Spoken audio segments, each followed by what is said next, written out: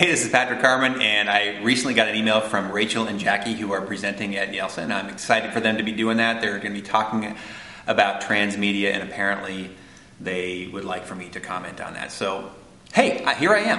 I'm actually in the middle of writing a novel, so my head's a little mushy. I took a little break, wandered over here. Person with a camera who's going to nod.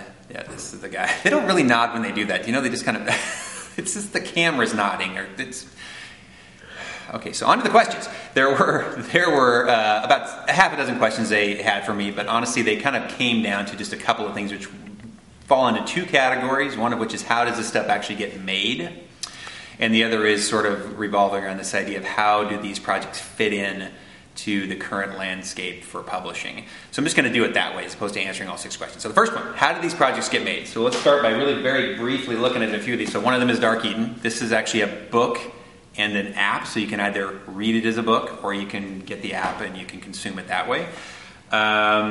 This is short stories, so 315, which is the 3 is you listen, read, and watch, and you do it all in 15 minutes or less. So those have audio, video, and words. And probably the most known one, Skeleton Creek, which is a book and a movie at the same time. So that's how those work. Like with Skeleton Creek, a reader will read about 20 pages, then they'll come to a page that has a password. They go online, they watch part of the story, they go back to the book, and they're all in various forms of that idea. How they get made is really it's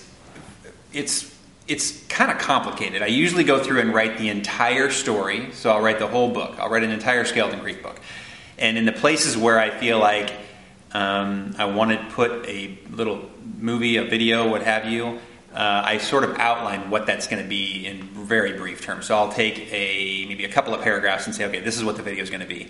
And then once the whole thing's done, it all seems to work, and I've kind of shifted and moved things around so that it all feels like it flows. Then I take those couple of paragraphs and expand it out into what would essentially be like a little mini screenplay. It would be 5 or 6 or 7 pages broken down more like you would imagine a script would look in Hollywood.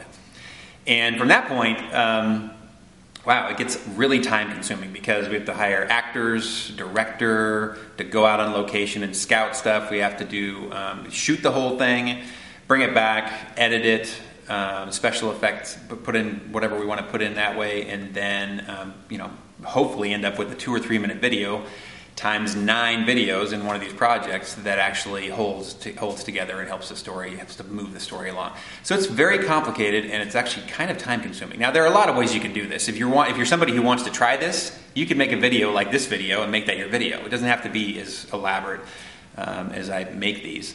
So I think it can be as simple or as difficult as you want it to be. And it can encompass many different formats.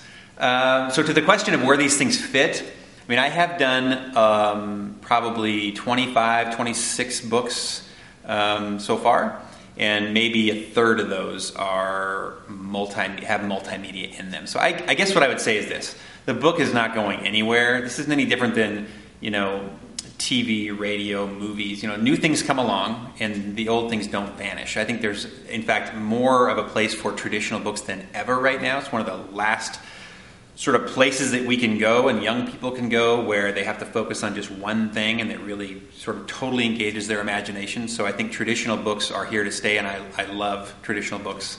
I love writing them and I love creating them. Multimedia books, I think one of the best places for a project like Skeleton Creek or Dark Eden or 315 is for students who are maybe not that excited about reading right now. If you have a 6th grader or 7th grader, they haven't picked up and actually finished a book for a while, one of the great things about these kinds of books is it can give them back their confidence as readers. And so if they understand what it is, and my best advice to an educator on sharing one of these projects is to just read a little bit of one of these stories. So again, with Skeleton Creek, you can read the first 20 pages, show the first video in your library or in class, and they'll probably never be in the library again. They will be checked out forever. Because once young readers understand how this operates, that they get to read and watch part of the story, then even your most jaded readers will be checking these books out. It happens everywhere. These books are in libraries. So that's what I would recommend. That's where they fit in. I think there's a place for these kind of books. I think that they're going to keep on showing up. I hope to keep doing them. So Rachel and Jackie, thank you for